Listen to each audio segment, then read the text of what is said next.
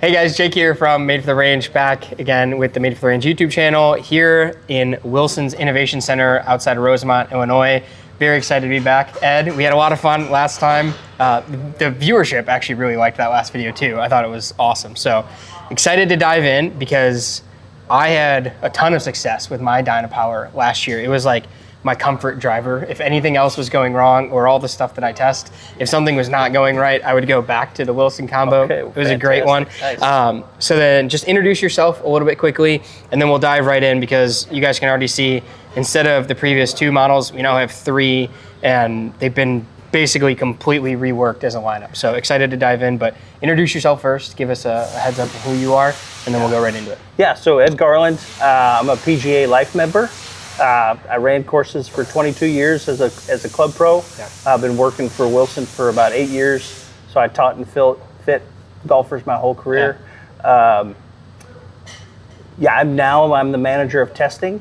So I do a lot of work with our robots in Tennessee. Yep. Player testing, do a lot of college testing. So I get to see firsthand what's about to come out in years to come and test it and stack it up against our current products. Yeah, so you actually have a pretty ingrained role in the development of stuff like the new Dynapwr series that's coming out. So talk a little bit about what that role looks like for you, and specifically like how early did you see this stuff, and in that process, where are you at with input and then testing and then putting it in players' hands? Like, explain that to people just real quick. Yeah, I mean, like one of these drivers is 5 years ago. Okay. Yeah. So it's a long process. Nothing happens really fast. Yeah. It's a long process because with the trends that are out there, you have to be up with the trends. Yeah, absolutely. But also, it's funny, with all the testing we do, there's always something that's going to improve, right? Yeah. Now, it might not go any farther. I mean, we're getting at the depths of our length, Sure. as far as that goes. But as far as like forgiveness, workability, things like that.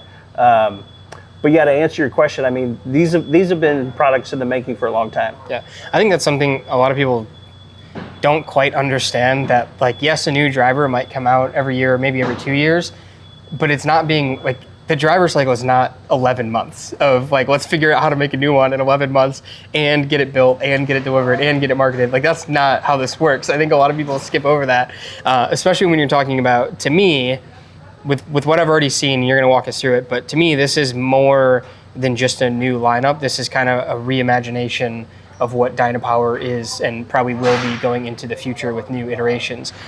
So let's dive straight in then. So this year we've got 3 new heads. What are those 3 heads, and give us kind of the overview, and then we'll dive into each one of them individually. Yeah, so back to the development part, we hear a lot about what our tour players want. Yeah. And just players in general of all levels, right? You can't just make one driver that blanket covers everybody. No. You got to make 3 different drivers. So this lineup for 2025, we're talking improved bulge and roll.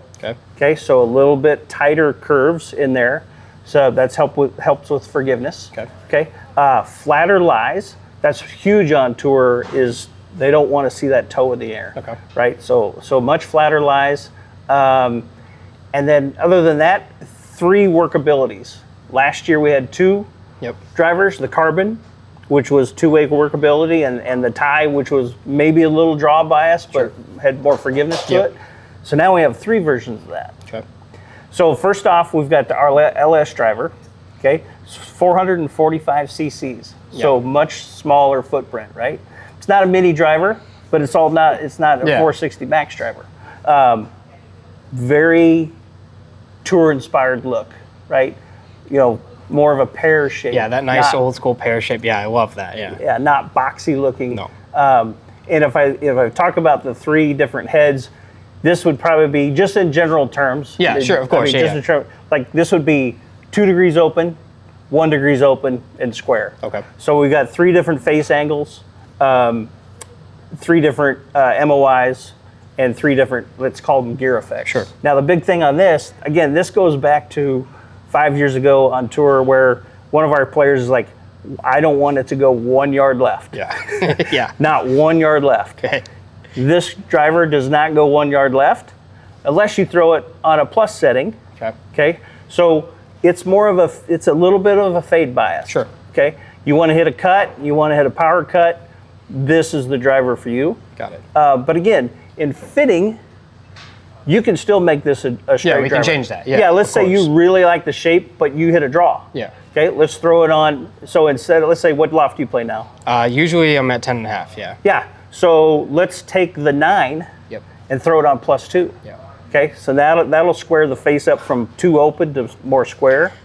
I cannot tell you how many times I have tried to explain that principle to people of your driver is more about, or it's less about just the stated loft and the stated CG of a head, and more about how you can use that particular head to fit into what you need it to do. And there's different ways of doing that depending on what head model you're gonna end up in. But also, if you fall in love with something visually, the confidence that that gives you is a very key part of any fitting. If you absolutely fall in love with something, there are ways that a good fitter, an intelligent human being, can help you make that driver the best version of that driver for your swing. So just small tangent there, but it's so hard to get that point across to people where using your adapter does more than just change the loft of the driver. And I think that's something that a lot of people don't quite understand fully. I think we're probably gonna get into that when we do the actual fit here in a minute, but that's huge. So thank you for bringing that up. Anyhow, I'll let you continue. Well, yeah. Like even the marketing team, if me saying, hey, this is not a draw driver, they'd be like, whoa, wait a minute. Yeah. Well, yes, with fitting, we can turn all these into draws and we can turn them all into fades. Sure. But at the standard setting, this is made for that little bit of fade bias. Beautiful. Okay. And then we would move into just the carbon then? Right. So this is our carbon. So now full carbon sole. Okay. The carbon crown is a lot more tight up in the crown. Okay. So we moved that carbon as far up into the face as we could. So it took a lot of that space out of it.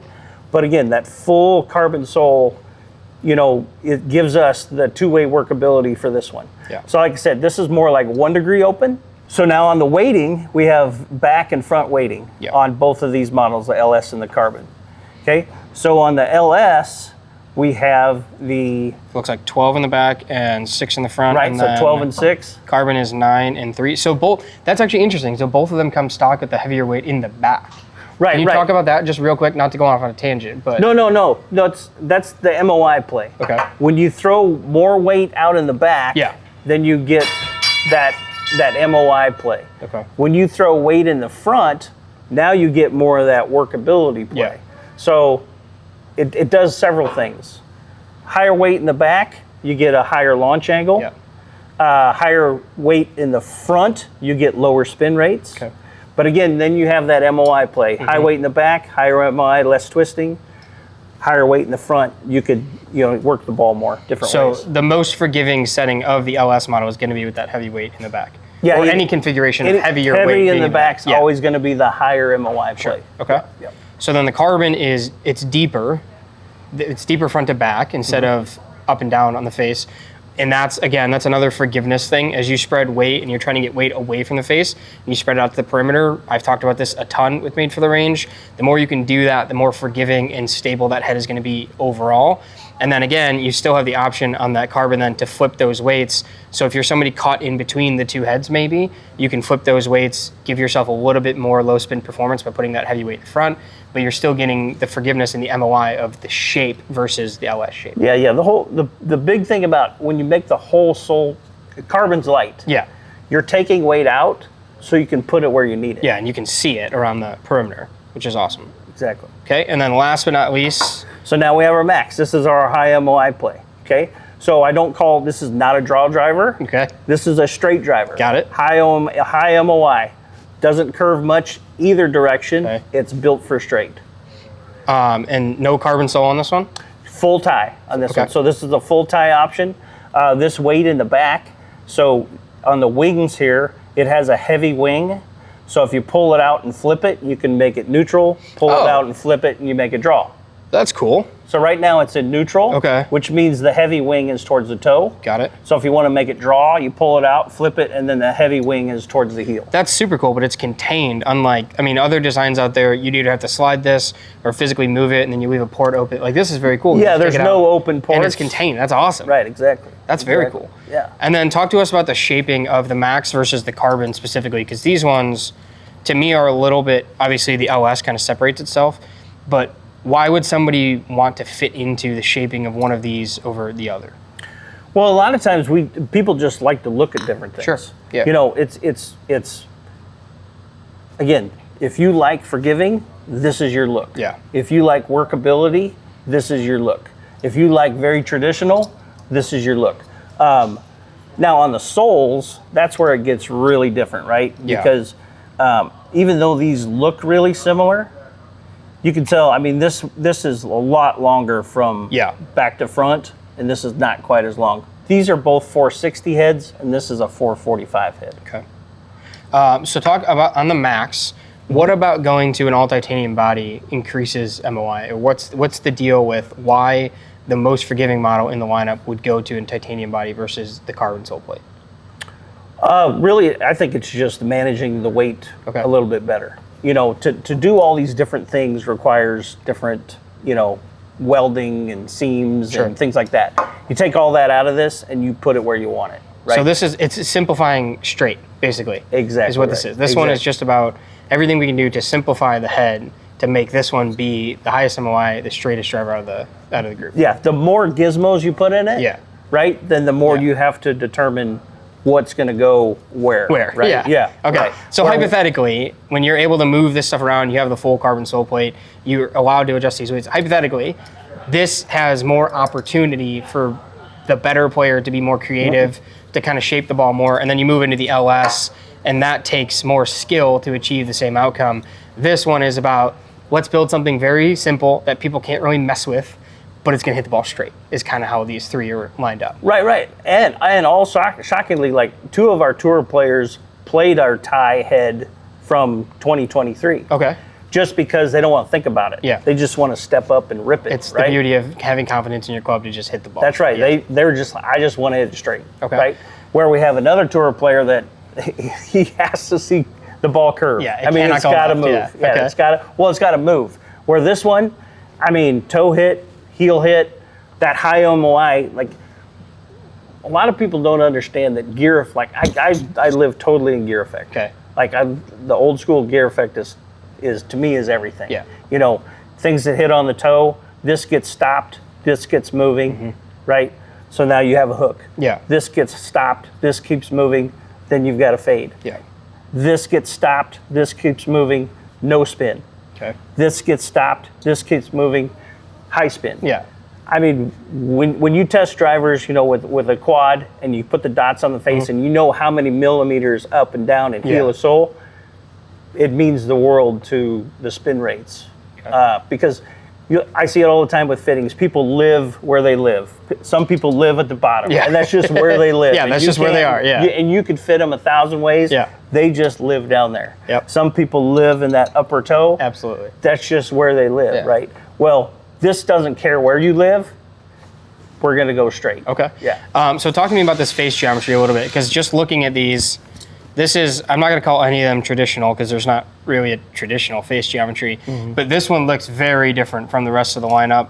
I'm seeing a lot of toe area, or this is my favorite miss right here, is right there. Right. So I'm seeing a lot of support there, but also then with the bulge and roll, it looks like we're supporting that heel strike a little bit. So I'm assuming that's just for stability, but walk us through that face structure a little bit if you can, especially the shaping of it. Yeah, I mean, this is definitely has more height, right? Definitely higher from sole to crown. Okay. Right, and also again, same way, toe to heel. Yeah. Right. It's just there's just much more face than there are in this. Okay.